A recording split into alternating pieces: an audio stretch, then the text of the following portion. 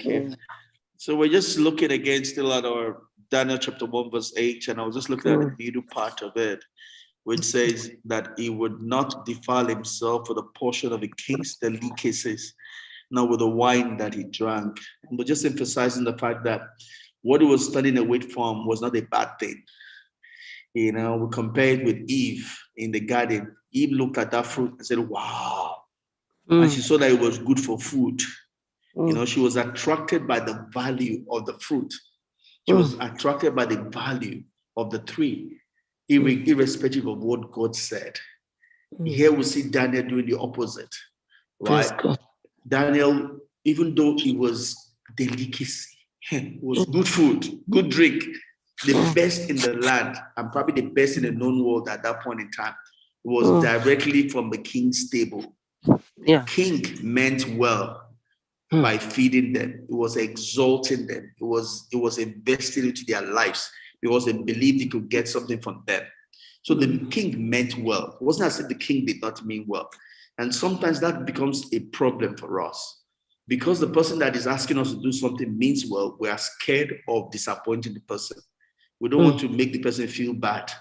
Hey, and what will he think? Oh, uncle meant well, oh. You know, and some people go into sin because of that, because they are scared of hurting the person's feeling, right? Because the person meant well. But we need to always know it's not about the person, it's about what is to be done.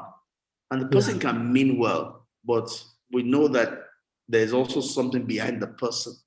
The devil knows what he's doing. The devil uses people, he uses nice people who means well.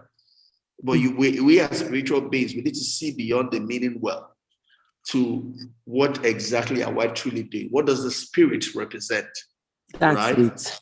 Yeah, and not just carried away, but he's a nice person, you know. He means well, though. Well, means well or doesn't mean well is what is the will of God in the issue. What will please God? What will make God happy? What will work for eternity? Right? What will give me the edge in the spirit world, not just in this physical realm? Because Daniel eating that food will have raised his status. The people that eat at the king's table, that is a big status. So in the physical realm, it will exalt him. But what is it doing to you on the spiritual realm? A lot of spiritual undertone. Undertones to it, right? I mean, you can get a job as a minister. At what cost is it? Is God saying you should take it? Not every promotion is a promotion, right? If it's not, absolutely. If you believe that it's not in the line with the will of God, then you need to do otherwise. Same thing happened to Moses, right? Moses was, from stories they tell us, he was next in line to be Pharaoh. Whatever it was that he was raised, it was head and shoulder above everybody in Pharaoh's house, because they said he was in line to be the next Pharaoh. True or false, I don't know, but that's what the historians tell us. But Moses saw God. The vision of God that he saw could not make him be comfortable in the house of Pharaoh. Being in the house of Pharaoh was nice, though. Every comfort, you next in line to be Pharaoh. Even the physical world, everything was nice. But it wasn't in line with the will of God for his life. So he had to dance to the will of God, dance to the vision that he saw, rather than taking something that was temporal, right? And that is important for us all also. It's not about the glory of man. It's not about the temporal comforts, the increase that we might get. Is how does it weigh in the face of eternity? Yeah. Right? I can get the temporal comfort. My account might be increased. I might work with big men. Maybe I'm in Aso Rock. The president knows me.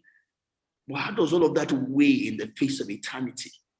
Will I be doing the will of God? Yes.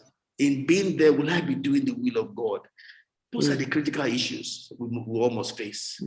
Right? Because after this time here is done, Bible says it's appointed unto man to live once. After that is judgment. We all need to live and walk so that we'll be judged right when judgment comes. Amen. Right? Amen.